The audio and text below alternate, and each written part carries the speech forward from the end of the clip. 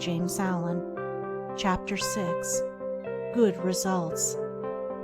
A considerable portion of the happenings of life comes to us without any direct choosing on our part, and such happenings are generally regarded as having no relation to our will or character, but as appearing fortuitously, as occurring without a cause. Thus one is spoken of as being lucky and another unlucky, the inference being that each has received something which he never earned, never caused. Deeper thought and a clearer insight into life convinces us, however, that nothing appears without a cause, that cause and effect are always related in perfect adjustment and harmony. That being so, every happening directly affecting us is intimately related to our own will and character, is indeed an effect justly related to a cause having its seat in our consciousness. In a word, involuntary happenings of life are the results of our own thoughts and deeds. This, I admit, is not apparent on the surface, but what fundamental law, even in the physical universe, is so apparent? If thought, investigation, and experiment are necessary to the discovery of the principles which relate one material atom to another, even so are they imperative to the perception and understanding of the mode of action which relate one mental condition to another, and such modes, such laws, are known by the right doer, by him who has acquired an understanding mind by the practice of true actions. We reap as we sow. Those things which come to us, though not by our own choosing, are by our own causing. The drunkard did not choose the delirium tremens or insanity which overtook him, but he caused it by his own deeds. In this case the law is plain to all minds, but where it is not so plain, it is none the less true.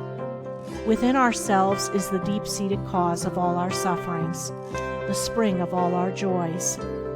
Alter the inner world of thoughts, and the other world of events will cease to bring you sorrow. Make the heart pure, and to you all things will be pure, all occurrences happy and in true order. Within yourselves deliverance must be sought. Each man his prison makes. Each hath such lordship as the loftiest one's. Nay, for with powers above, around, below, as with all flesh and whatsoever lives, act maketh joy or woe. Our life is good or bad, enslaved or free, according to its causation in our thoughts. For out of these thoughts spring all our deeds, and from these deeds come equitable results. We cannot seize good results violently, like a thief, and claim and enjoy them, but we can bring them to pass by setting in motion the cause within ourselves. Men strive for money, sigh for happiness, and would gladly possess wisdom, yet fail to secure these things, while they see others to whom these blessings appear to come unbidden. The reason is that they have generated causes which prevent the fulfillment of their wishes and efforts. Each life is a perfectly woven network of causes and effects, of efforts or lack of efforts, and results, and good results can only be reached by initiating good efforts, good causes. The doer of true actions, who pursues sound methods, grounded on right principles, will not need to strive and struggle for good results. They will be there as the effects of his righteous rule of life. He will reap the fruit of his own actions, and the reaping will be in gladness and peace. This truth of sowing and reaping in the moral sphere is a simple one, yet men are slow to understand and accept it. We have been told by a wise one that the children of darkness are wiser in their day than the children of light. And who would expect, in the material world, to reap and eat where he had not sown and planted? Or who would expect to reap wheat in the field where he had sown tares, and would fall to weeping and complaining if he did not? Yet this is just what men do in the spiritual field of mind and deed. They do evil and expect to get from it good, and when the bitter harvesting comes in all its ripened fullness, they fall into despair and bemoan the hardness and injustice of their lot, usually attributing it to the evil deeds of others, refusing even to admit the possibility of its cause being hidden in themselves, in their own thoughts and deeds. The children of light, those who are searching for the fundamental principles of right living, with a view to making themselves into wise and happy beings, must train themselves to observe this law of cause and effect in thought, word, and deed, as implicitly and obediently as the gardener obeys the law of sowing and reaping. He does not even question the law, he recognizes and obeys it.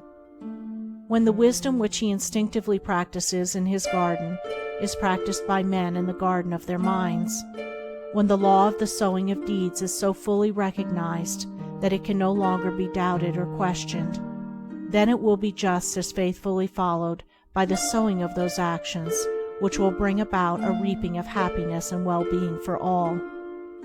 As the children of matter obey the laws of matter, so let the children of spirit obey the laws of spirit, for the law of matter and the law of spirit are one, but they are two aspects of one thing, the outworking of one principle in opposite directions.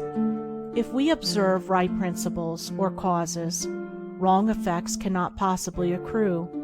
If we pursue sound methods, no shoddy thread can find its way into our web of life, no rotten brick enter into the building of our character to render it insecure. And if we do true actions, what but good results can come to pass?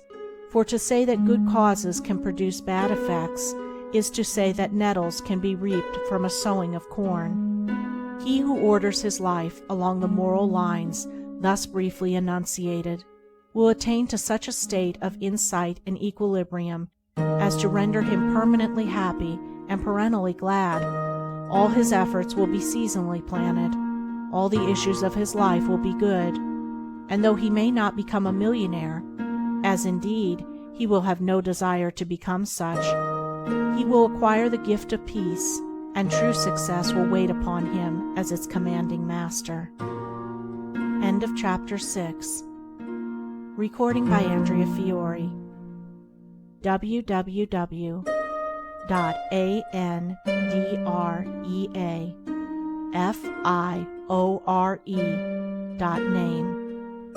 End of Foundation Stones to Happiness and Success by James Allen.